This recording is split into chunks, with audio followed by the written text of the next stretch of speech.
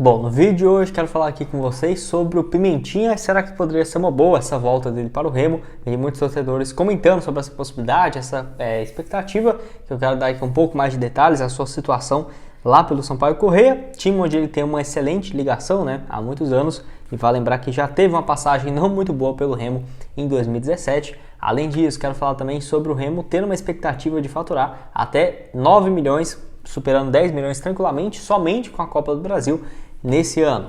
Quero explicar aqui os valores que já arrecadou até aqui e quanto vai receber caso avance passando aí do Corinthians. Além disso, para terminar também aqui com vocês, quero falar sobre, no caso, o Muriqui, onde o técnico, o Marcelo Cabo, comentou, né, um pouco sobre o momento do atacante, que diz que é um dos melhores camisas 9 do Brasil.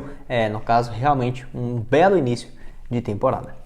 Só antes de começarmos, aproveito aqui para deixar seu like, também se inscrever em nosso canal. Me chamo Gustavo, esse aqui é o canal Black Carter Foot e contei com a ajuda de vocês, torcedores do Remo, para chegarmos, né, nessa marca aqui no YouTube de 50 mil inscritos. Inclusive já trouxemos diversos conteúdos como esse de notícias do Remo que eu vou deixar na tela final, no caso aparecer na playlist, né, com mais de 105 vídeos da equipe, e nosso Instagram também com notícias diárias lá do Remo, que é aqui, ó, Black Carter Foot, e também embaixo na descrição.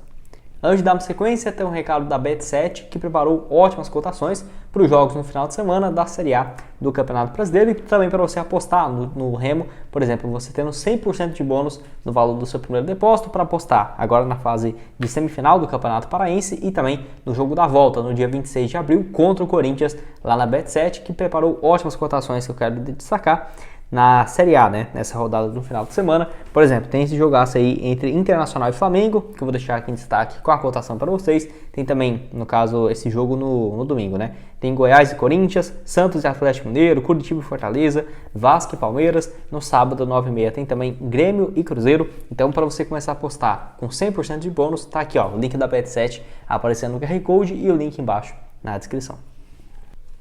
Bom, quero começar falando aqui sobre, no caso, a situação envolvendo a Copa do Brasil, que pode render aí até 10 milhões de reais para o Remo, que eu quero explicar aqui os motivos.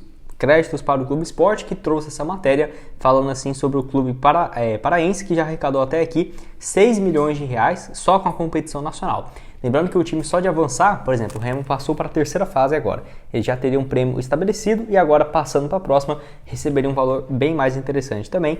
E assim, até aqui já arrecadou 3 milhões e 750 mil reais de premiação, somando a renda das partidas contra o São Luís, o Vitória do Espírito Santo e o Corinthians. O clube azulino, assim também com ingressos e tudo mais, já acumulou 6 milhões e 86 mil reais. Um valor muito significativo para os cofres do clube, que no caso, juntando esse combo de ingressos e premiação, faz o valor ultrapassar tranquilamente, né, caso avance contra o Corinthians, dos 9 a 10 milhões de reais, que eu quero explicar aqui no vídeo. Por exemplo, até nem tinha dado tanta importância em relação aos ingressos, porque os times no Brasil geralmente não vai colocar 50 mil torcedores no estádio, 40 mil. Porém, o Remo aí contra o Corinthians mesmo teve uma renda de 2 milhões 268 mil, que é mais significativo do que a premiação da primeira fase e da segunda fase do torneio, né? Então, esse dinheiro aí foi muito bem-vindo. E lembrando, esse valor não fica líquido para o clube, porque tem que pagar as despesas,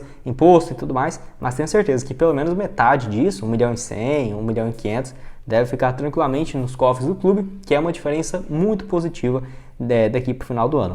Se o clube conseguir, então, segurar o Corinthians lá na Neoquímica, um empate, quem sabe até vença, ou perca por um gol de diferença, se classifique, o Remo aí, no caso, vai embolsar mais 3 milhões e 300 mil reais. Com isso, pegaria, então, no total, 9 milhões de reais de faturamento só com a Copa do Brasil até aqui, contando, por exemplo, o time foi eliminado nas oitavas de final. Tudo bem, já teria garantido esses 9 milhões, fora ainda o jogo da volta. Então, assim, acho que independente do adversário, né? Ainda mais agora nas oitavas, que só vai ter realmente time gigante do futebol brasileiro. Vamos supor que o Remo enfrente o Palmeiras, Cruzeiro, enfim, um time aí realmente muito de chamar muita torcida. Tenho certeza que vai ter um faturamento, se não igual, até superior do que teve nesse jogo contra o Corinthians, que foi de 2 milhões e 200. Então você pensa, mais 2 milhões, chegaria a 11 milhões de reais só em faturamento, podendo, né, seguir seguir adiante no torneio, que eu quero que você deixe aqui embaixo. Então, o que você espera nessa próxima fase? E que vale lembrar também, né? Apesar de, por exemplo, ter times muito grandes que podem passar, pode-se esperar algumas surpresas. O Ituano empatou com o São Paulo no primeiro jogo, o Náutico ganhou do Cruzeiro na primeira partida, então, quem sabe uma dessas surpresas não passe. O Remo enfrente, já pensou, o Náutico na próxima fase? Muito mais viável, né? Um Ituano, então vai depender. Se o Remo chegasse umas quartas de finais, por exemplo, seria um feito muito merecido e que seria bem lembrado, né, nos próximos anos. Quero que deixe aqui a sua opinião embaixo. Bom, quero falar aqui agora sobre o Pimentinha, onde o jogador foi especulado como uma alternativa para o time do Remo, que lembrando, não teve conversas, procura, nem nada nesse sentido, até porque eu tô gravando esse vídeo no dia 19 de abril, de noite, não teve nenhuma procura, nem nada desse sentido, tá? E a janela de transferências já fechou no dia 20, possivelmente esse vídeo aqui saindo no dia 21. Então, mesmo se quisesse, não poderia trazer mais ninguém, apenas jogadores que já estavam livres no contrato, senão vai ter que esperar até julho, né? Onde vai reabrir a janela e já seria contratações de olho para a fase mata-mata, mais decisiva aí no campeonato da Série C para o clube do Remo. Então, assim, o Pimentinha poderia ser uma boa opção? Eu acho que sim. Até porque o Remo tem encontrado dificuldades, principalmente também por esse lado direito do campo, né, de ponta direita, e o Pimentinha pode jogar tanto na direita quanto na esquerda, jogador que tem 35 anos de idade e que já teve uma passagem não muito bem pelo Remo lá em 2010, como eu disse no início do vídeo, jogador que veio de empréstimo naquela ocasião do Sampaio Corrêa, né? Que é o clube onde ele tem uma ligação muito forte, há muitos anos. No caso, ele jogou 10 partidas pelo Remo e marcou um gol. Até pelo Paysandu ele já jogou também no time rival, 8 jogos lá em 2019. Naquele ano ele rodou por Paysandu, Botafogo de São Paulo e Paraná, e depois parou, né, de ficar rodando por vários times, principalmente depois do Sampaio Corrêa ter se estabilizado na Série B do Campeonato Brasileiro. Desde 2020 para cá, ele tem sido titular absoluto, já soma inclusive, né, somando todas essas participações, 84 jogos, marcou também 8 gols e 16 assistências. É um jogador que contribui bastante com passes, velocidade e que assim, só não foi para um time, por exemplo, que vai brigar por grandes coisas na Série B ou, por exemplo, numa Série A do Campeonato Brasileiro por conta da idade, né? Já tem 35 anos, mas fisicamente nem parece que tem 26, 24. É realmente impressionante. A questão é, será que ele trocaria o Sampaio Corrêa, que está na Série B, pelo Remo, que está na Série C? E ainda mais com esses calendários que não se ajudam, né? O campeonato da Série C termina bem antes da Série B. Então, acho que, principalmente também por conta disso, poderia sim ter um entrave. Mas quem sabe, para o próximo ano, para o meio da janela, poderia sim ser muito mais viável. O Remo que não está mal financeiramente, diferente dos últimos anos, e que vai conseguir sim ter uma folha bem interessante, com jogadores muito bons no seu atual elenco, para buscar, né, essa volta para a Série B, que já está na hora.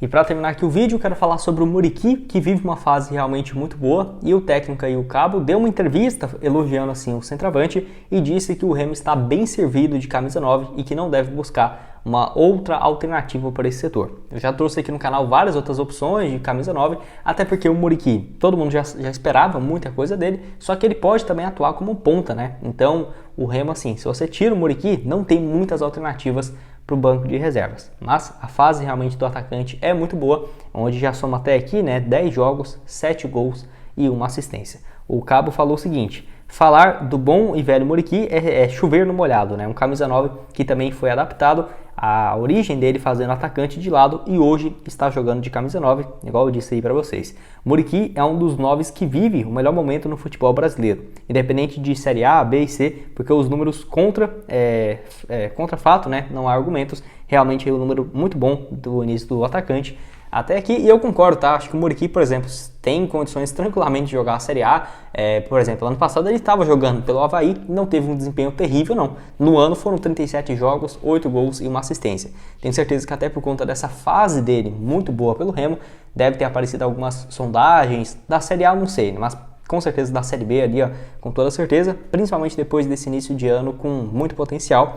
E o Muriqui que, sinceramente, está jogando futebol ainda muito mais por conta de que ele deve gostar, né, da carreira, aproveitar essa reta final, do que por qualquer outra coisa, porque com certeza financeiramente já deve estar muito bem, porque ele sai do Atlético Mineiro lá em 2010, em alta, vai jogar no Guangzhou FC de 2010 a 2014, simplesmente os 5 temporadas consecutivas sendo titular, marcando 15, 20, 25 gols por ano, no time mais rico da China, desde sempre, né? Aquela época do Guangzhou era o time mais rico tranquilamente do futebol chinês, então ele deve ter feito um pé de meia muito interessante.